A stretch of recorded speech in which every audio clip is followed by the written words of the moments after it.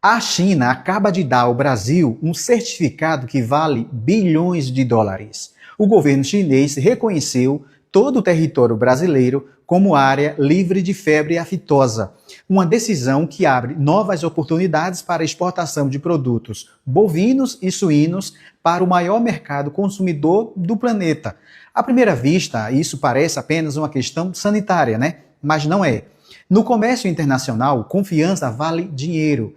E quando o maior comprador de alimentos do mundo reconhece a qualidade sanitária de um país, ele não está apenas assinando um documento, está abrindo portas para novos negócios, mais competitividade e mais espaço para os produtos brasileiros.